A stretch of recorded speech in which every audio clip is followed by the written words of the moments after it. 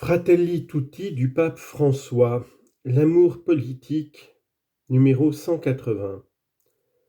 Reconnaître chaque être humain comme un frère ou une sœur et chercher une amitié sociale qui intègre tout le monde ne sont pas de simples utopies. Cela exige la décision et la capacité de trouver les voies efficaces qui les rendent réellement possibles. Tout engagement dans ce sens devient un exercice suprême de la charité.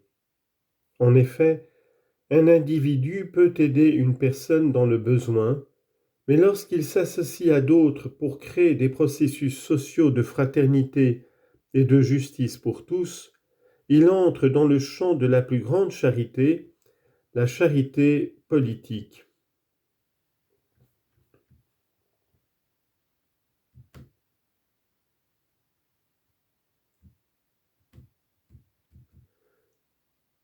Comme le disait le pape Pie XI en 1927.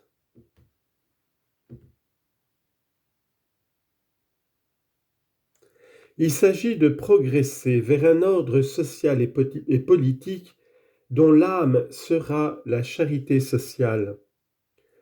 Une fois de plus, j'appelle à réhabiliter la politique qui est une vocation très noble.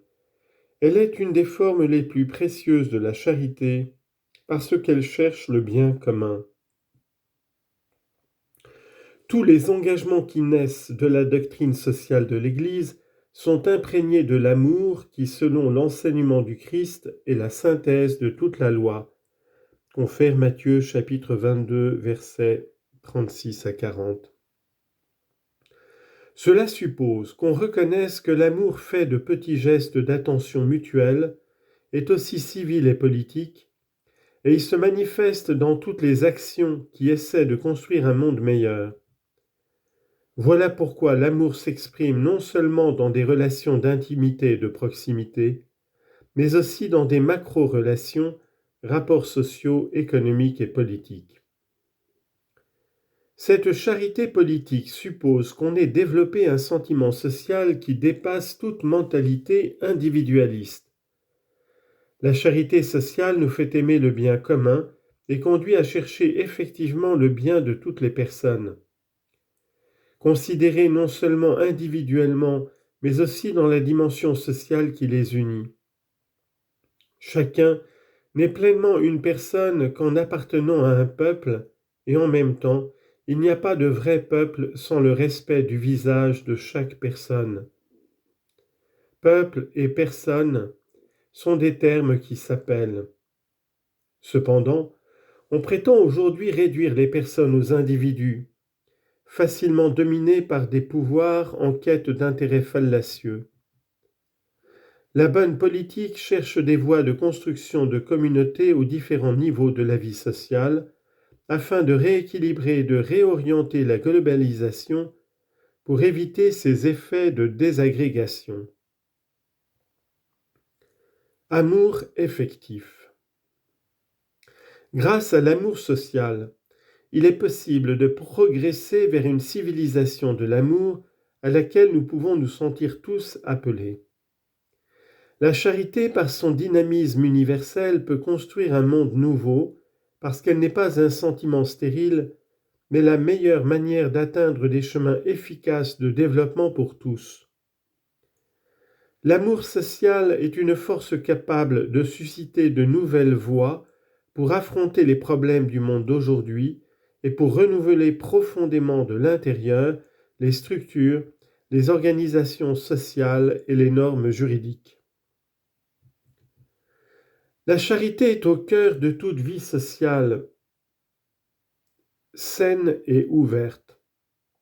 Cependant, aujourd'hui, il n'est pas rare qu'elle soit déclarée incapable d'interpréter et d'orienter les responsabilités morales. Elle est bien plus qu'un sentimentalisme subjectif si elle est unie à l'engagement vers la vérité, de sorte qu'elle ne soit pas la proie des émotions et de l'opinion contingente des êtres humains. Précisément, sa relation avec la vérité permet à la charité d'être universelle et lui évite ainsi d'être reléguée dans un espace restreint et relationnellement appauvri.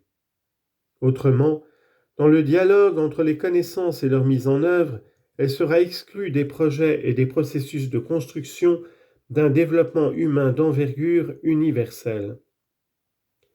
Sans la vérité, l'émotivité est privée de contenus relationnels et sociaux.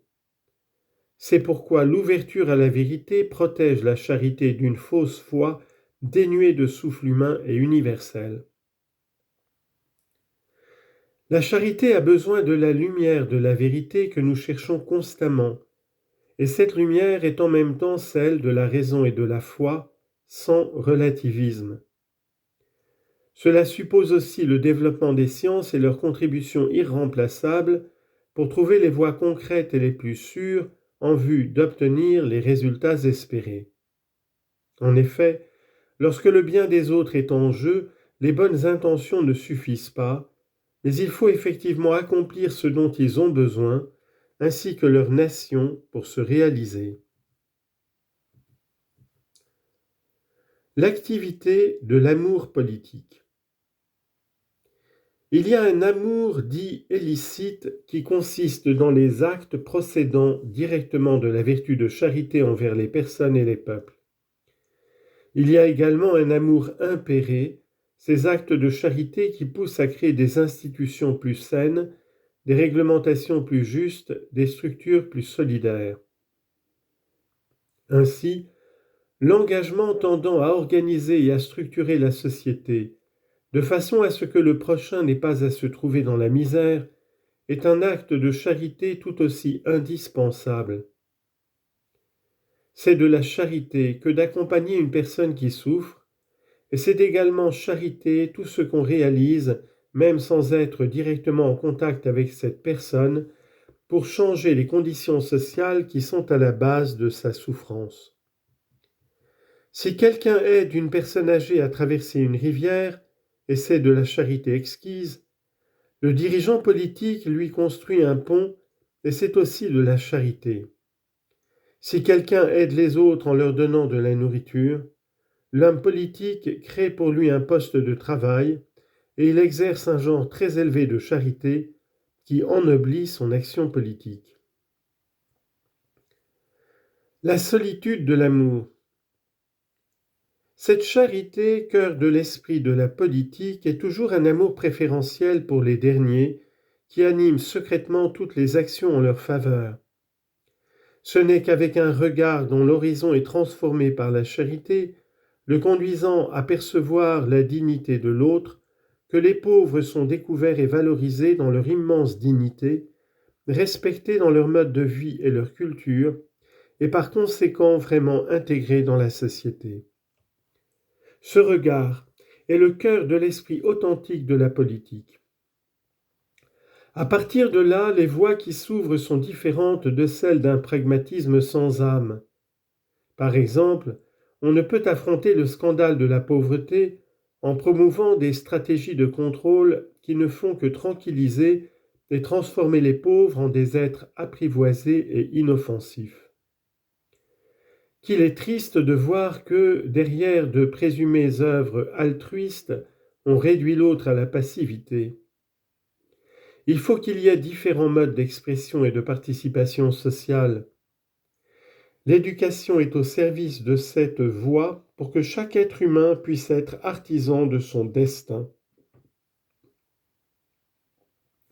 Le principe de subsidiarité révèle ici sa valeur inséparable du principe de solidarité.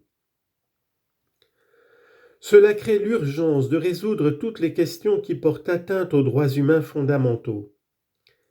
Les hommes politiques sont appelés à prendre soin de la fragilité des peuples et des personnes.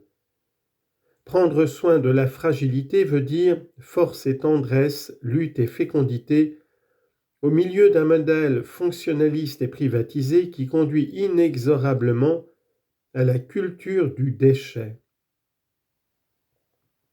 Cela signifie prendre en charge la personne présente dans sa situation la plus marginale et angoissante et être capable de l'oindre de dignité. On crée ainsi, bien entendu, une activité intense, car tout doit être fait pour sauvegarder le statut et la dignité de la personne humaine.